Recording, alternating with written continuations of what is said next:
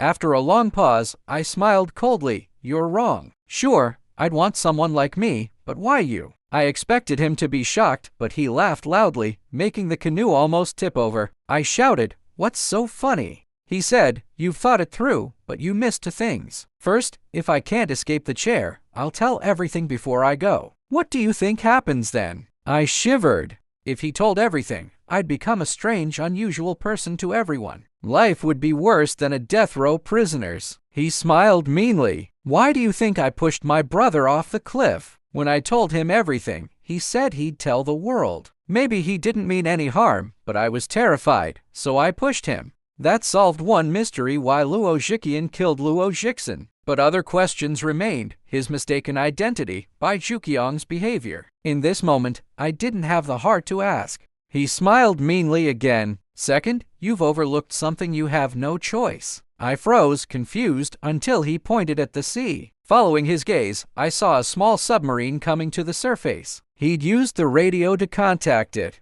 The submarine was old, from World War II, but it looked very good. As it came up close, waves rocked our canoe. I could have jumped, but I couldn't outrun a submarine. I quickly gave up that idea. Soon, the whole submarine was on the surface. Its top opened, and I saw a thin Japanese man. Luo Zhiqian waved at him. "Go back to the control room. I'm bringing a friend." The Japanese man went back inside. Luo Zhiqian moved the canoe closer. "You first."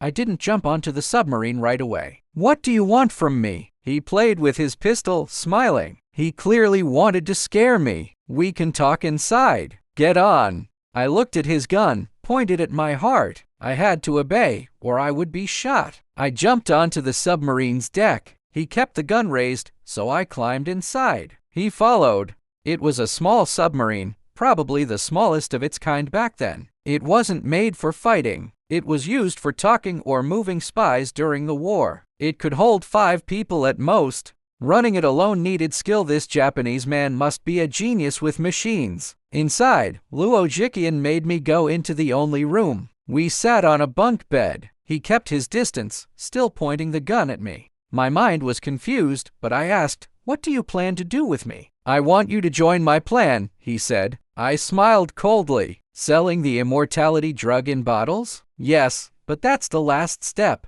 First, we go back to Hantonja and kill every native there, not one left." My body shook very hard. I snapped, "That's crazy. You think I'm as mad as you?" He smiled back at me. "Don't act like a good person. You've killed before. Bojin, for example, died because of you. That's different." I quickly replied. "Bojin was a criminal. The islanders." He stopped me. "Enough. Even if Bojin was a criminal, who are you? A judge? Is your idea the law? What gives you the right to judge and kill him?" His many questions made me unable to speak. I had said before that in my many adventures, I had faced all kinds of enemies, but none as smart as Luo Zhiqian. Now, I had to admit his cleverness was at least equal to mine, maybe even more. As I stood shocked, he smiled again. "If you won't do it, I can do it alone. Killing them all means nothing to them. Living without time passing, what's the difference between that and death?" My breathing got faster. He looked like he wasn't just talking, he really meant to do it. How could I not be horrified? Luo Zhiqian planned to kill all the peaceful, kind natives on this calm island. He was both very smart and completely crazy. My mind raced. If I could grab his gun now, I might stop this terrible killing. But he seemed to know what I was thinking. Before I could act, he stood up quickly. He stepped back, opened the door, and slipped out fast. Before I could move, he was outside the room. He kept his gun aimed at my heart. Don't get any ideas. I was a shooting champion in the army, and if I see you don't want to help, whether you live or die means nothing to me. Understand? I froze. His words were clear: fight, and he would kill me. He slammed the door shut loudly. I rushed forward, but it was locked from the outside. I pushed, but it wouldn't move. I looked for something to open it. I didn't know what I would do if I succeeded, but I had to try. I found pointed pliers and hit the door, making loud noises. But no one answered.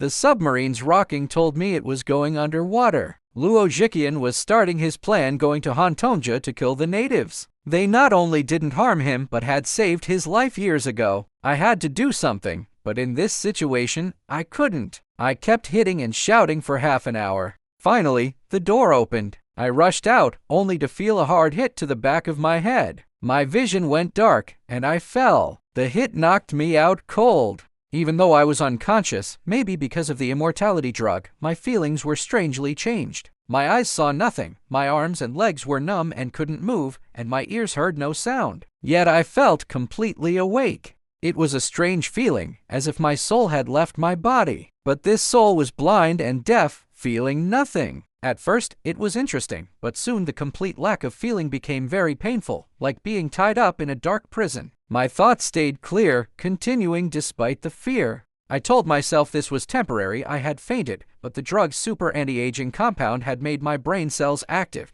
keeping my mind working. This calmed me a little. I had to leave it to fate. With no feelings, I couldn't tell how Luo Zhiqian dealt with me or how long I was out. When I became aware again, it started with loud screams. My hearing came back first. The terrible, sad, scary screams reached my ears, sounding far away at first. As my hearing became normal, I realized they were coming from nearby. Besides the screams, I heard constant gunfire and the sharp sound of bullets. The terrifying sounds shocked me. I opened my eyes quickly. Before I did, I already felt something awful. When I saw it, my eyes widened, and I wanted to close them but couldn't. My body froze. The sight stopped my thoughts. I had never seen such madness, such cruelty. Luo Zhiqian held a machine gun, firing wildly. Bullets tore into the natives. Usually, only a heart shot could kill them, but he didn't aim. His wild, non-stop shooting made sure each native was hit by at least 20 bullets.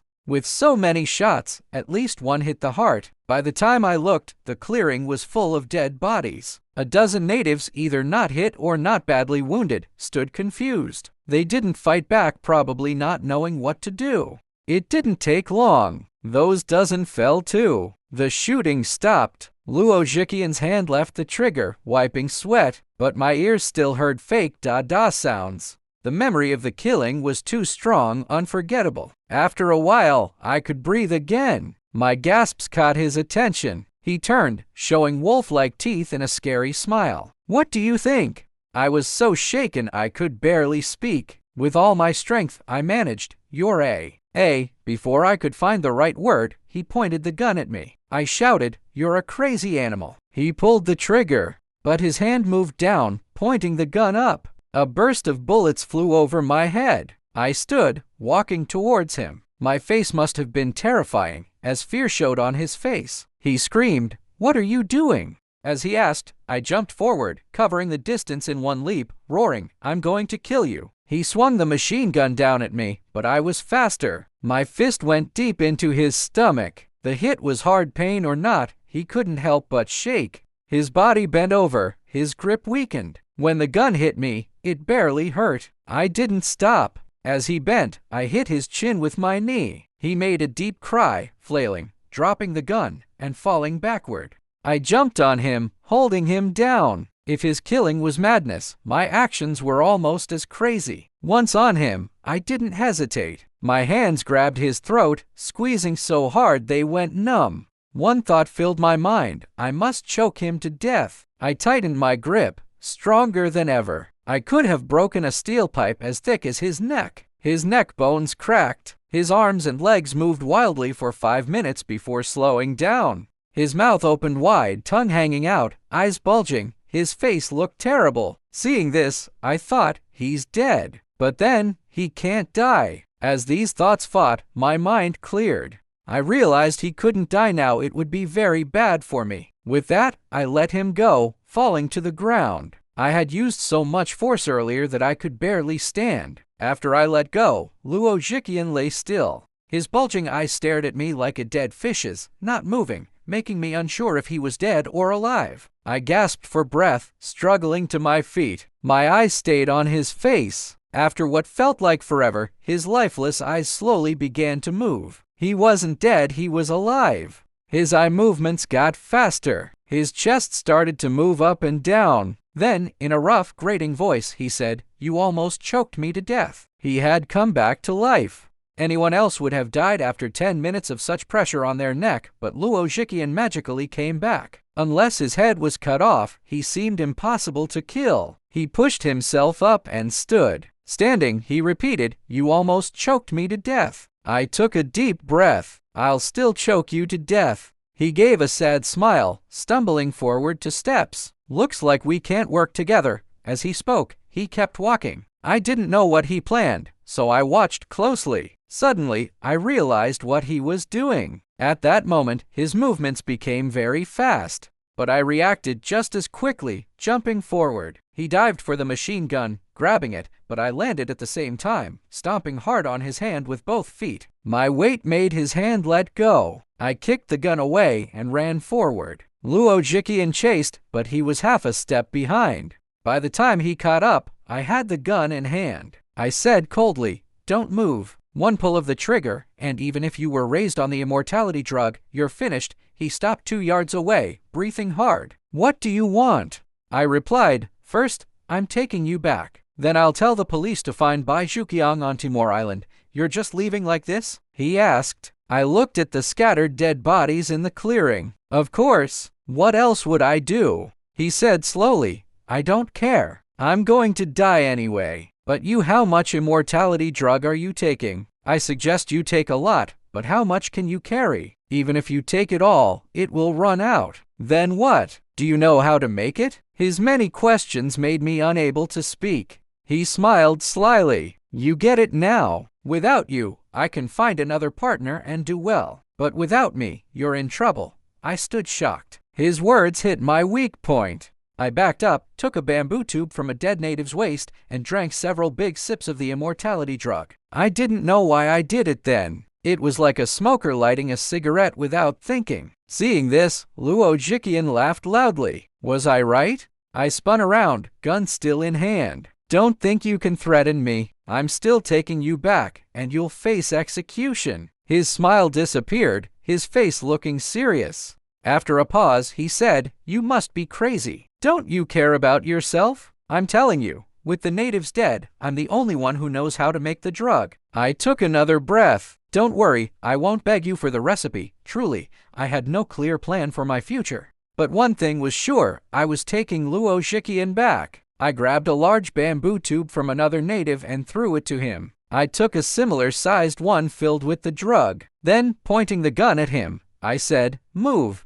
He stared at me, eyes fixed, clearly making a final stand. "You've really thought this through? You'll turn into an idiot." My decision was firm, not easily changed. "No need to worry about me. I've got my own plans." "Shut up." His face grew as dark as the clouds above. He turned slowly, his back to me, stood for a moment, then walked forward. I followed. On the way to the beach, my mind was confused. I pushed away thoughts of my past troubles, focusing only on reaching the shore. I would leave the island by submarine, of course. But if the Japanese man drove it, I would have to deal with 2 people over a long trip, a hassle. I knew a little about driving a submarine, so doing it myself would make things simpler. I had made up my mind. As we got near the beach and the Japanese man came closer, I shouted, "You, go to the island's center." He looked puzzled at first, then his shoulders hunched like an angry cat ready to jump. But he saw my gun and, without a word, walked towards the island's center as ordered. He stayed silent, but Luo Zhiqian yelled, "That's insane. Can you even drive a submarine?" I didn't answer, just poked his back with the gun, telling him to move faster.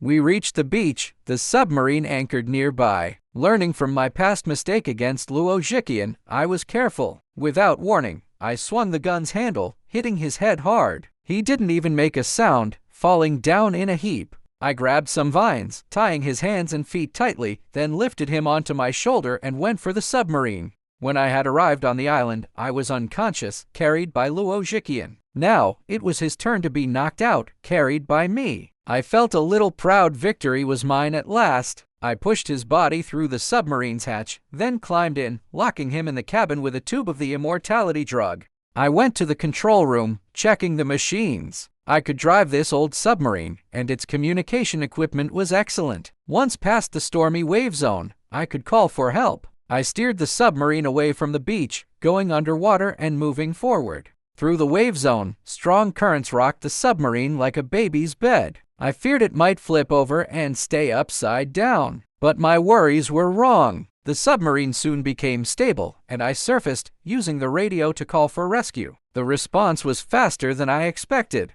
Within an hour, an Australian warship replied. 6 hours later, as the sea glowed with sunset colors, Luo Zhiqian and I got onto the warship. The commander, a general, didn't ask me many questions. I showed him my special international police ID, saying Luo Zhiqian was a death row criminal I was taking back. He accepted it without suspicion, promising to get us to the nearest port quickly. He kept his word. 24 hours later, we were on land and got on a plane. Before taking off, I kept my promise. I called Bai Su, telling her I was coming home. On the long-distance call, I could hear her crying, but her voice was clearly excited and happy. By noon on the third day, I returned with Luo Zhiqian. To my surprise, at the airport, next to Bai Su, was Colonel Jack from the Police Special Operations Unit. Jack was clearly disappointed. He had hoped I would never recover, yet here I was with Luo Zhiqian. But he forced a laugh to pretend to be happy. Luo Zhiqian was immediately given to the police and taken away. The story seems to end here, but a few important points need to be talked about, especially the last one. These points are: 1. Luo Zhiqian was quickly executed and died. 2. Bai Zhuqian, on Timor Island, became an idiot. She had taken the immortality drug but couldn't keep getting it. The Luo brothers were very alike, but she knew her husband died in the cliff fall. Yet, being too clever, she worked with Luo Zhiqian to trick me and free him, hoping to become the world's richest woman. It was a short dream. 3 months after I returned, a small news story reported a strange huge wave in the South Pacific, possibly caused by an island sinking because of Earth movements. No island was known there. The area's dangerous waves stopped close checking, but aerial photos showed a calm sea with no island, only some floating debris. I knew then that Hantongja had sunk. The amazing plant-based anti-aging medicine, the immortality drug, was likely gone from Earth. 4. The final point is about me. After meeting Bai Su again, I had to tell her everything about the immortality drug. I secretly talked to top doctors who specialize in internal medicine and hormones, explaining my situation. They agreed to treat me, using complicated daily procedures to stop my body from making too much anti-aging hormone,